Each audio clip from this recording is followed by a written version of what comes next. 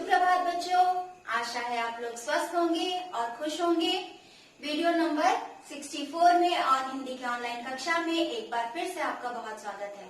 बच्चों, आज हम लोग अपनी गुलमोहर हिंदी पाठ्य पुस्तक से पाठ 11 पार्क हाथ से निकल गया कविता को पढ़ेंगे।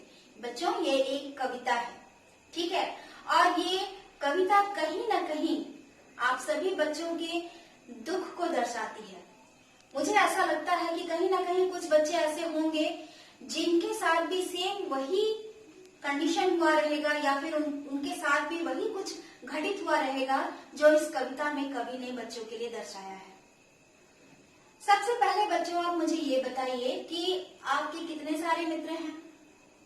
बहुत सारे मित्र तो आपके घर के आसपास होंगे, बहुत सारे आपके कक्षा के मित्र होंगे जो अभी लॉकडाउन के कारण आप उनसे मिल नहीं पा रहे, पर हो सकता है ये फोन के कारण उनसे आप संपर्क स्थापित कर पा रहे होंगे।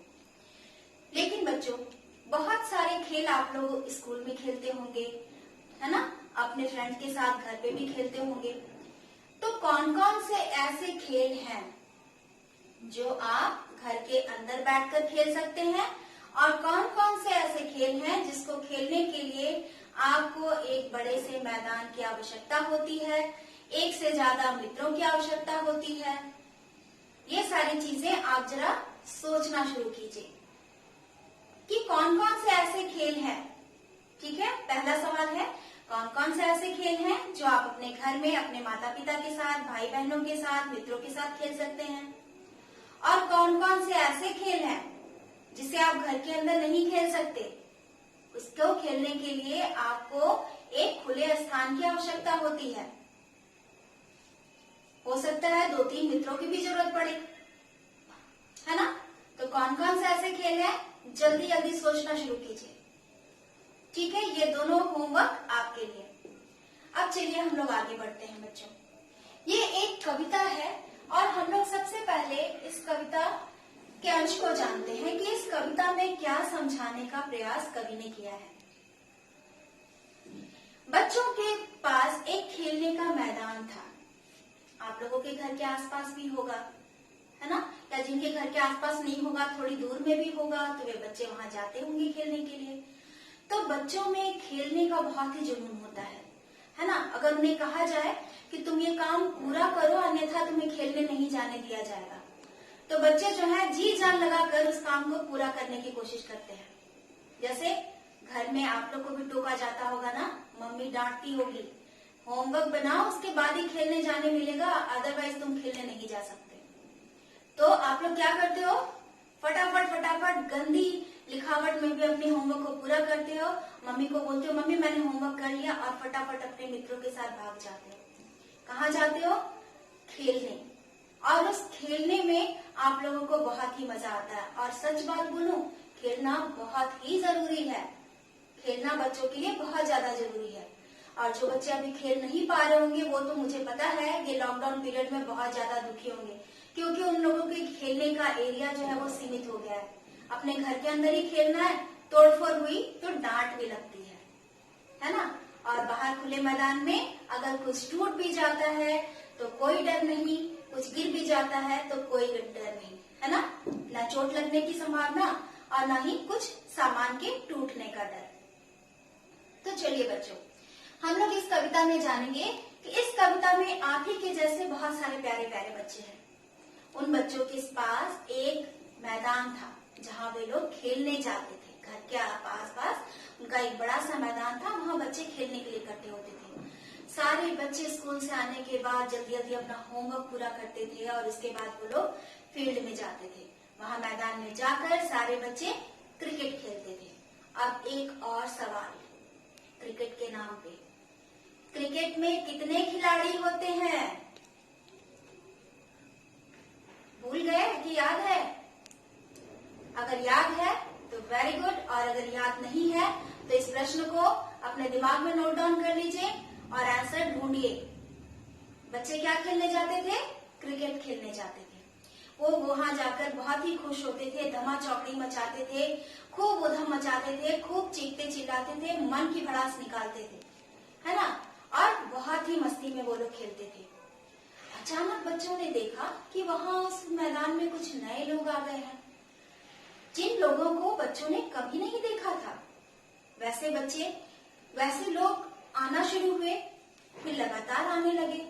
फिर एक दिन बच्चों ने देखा कि उस पार्क की नापजोख शुरू हो गई।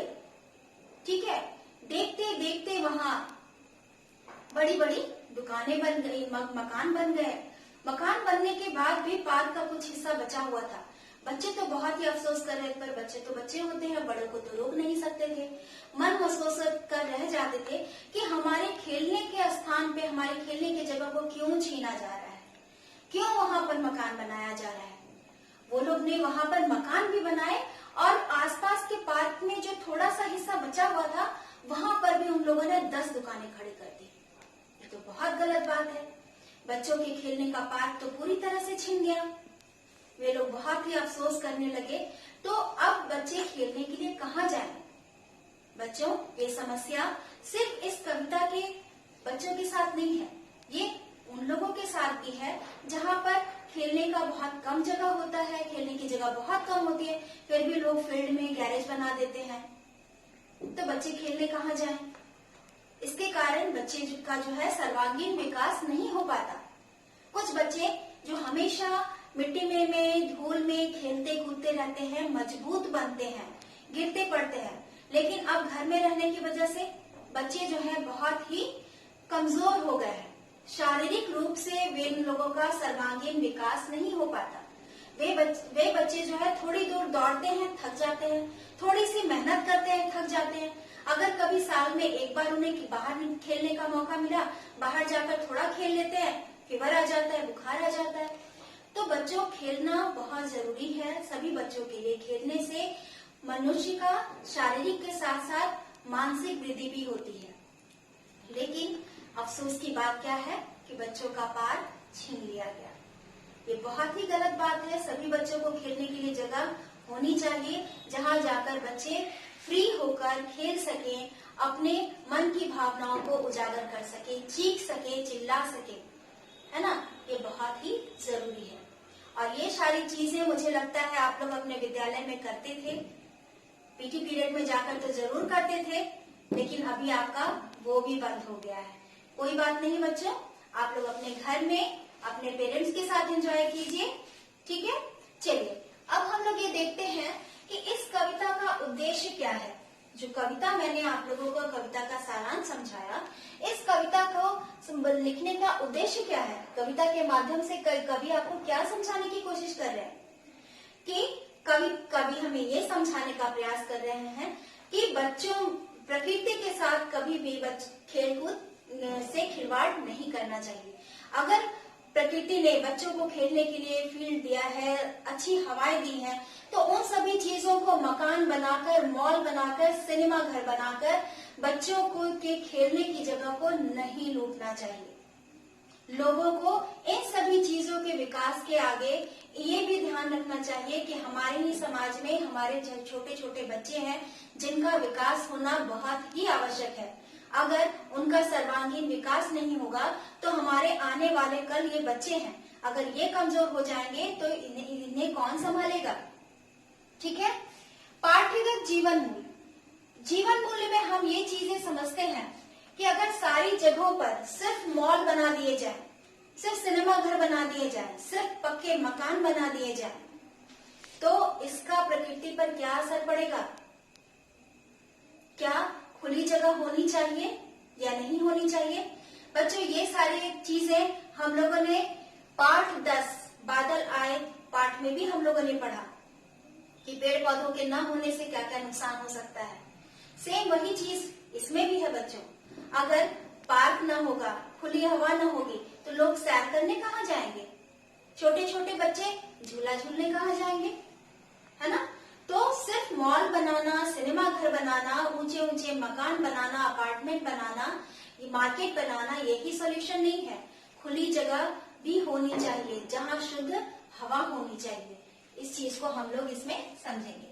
अब बच्चों, इस पाठ के शब्दों के अर्थ को हम लोग अभी पढ़ेंगे और जानेंगे। चलिए बच्चों, पाठ वाचन की ओर चलते हैं। कविता वाचन करेंगे और शब्दों के अर्थ को भी जानेंगे। बच्चों चलिए ये शब्दों के अर्थ पे हम लोग ध्यान देते हैं। पाठ में जो जो शब्दों का प्रयोग किया गया है उसमें से कुछ शब्द हैं जिसके अर्थ यहाँ लिखे हुए हैं। ठीक है, पहला है धुन।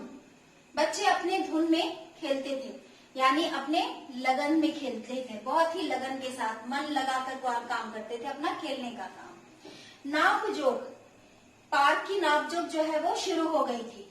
नापजोक का अर्थ होता है बच्चों लंबाई और चौड़ाई का नापना, कि वह पार्क कितना लंबा था और कितना चौड़ा था, इसकी नापजोक शुरू हो गई। दर्जन यानी 12 की संख्या, 1 से लेकर बच्चों 12 तक को एक दर्जन कहा जाता है। ठीक है, तो यहाँ पर दर्जन लिखा है यानी 12 की संख्या।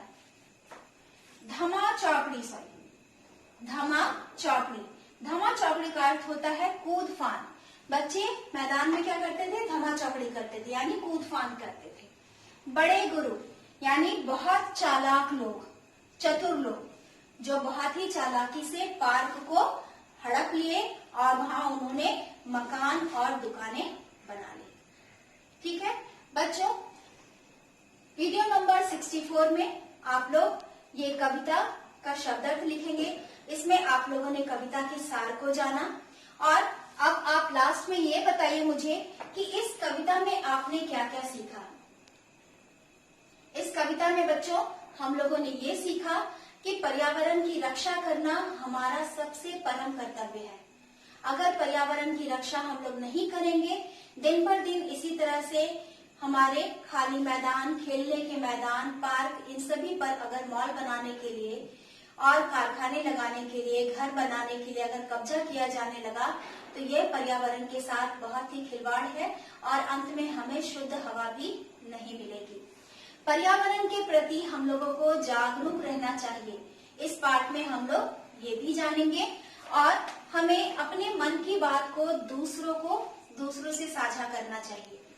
अगर किसी अगले के द्वारा किसी दूसरे के द्वारा किया गया कोई काम अगर हमें गलत लगता है तो हमें 1-2 लोगों के साथ विचार कर उन्हें मना करने की चेष्टा करनी चाहिए। ठीक है, अगर आप भी चुप होकर गलत का साथ दोगे तो कहीं ना कहीं आप भी गलत करने के लिए उतने ही जिम्मेदार होगे। तो बच्चों नेक्स्ट वीडियो में हम लोग मिलते हैं। नेक्स्ट वीडियो में हम लोग कविता पाठ करेंगे और कठिन शब्दों को लिखेंगे, पठित काव्यांश को लिखेंगे।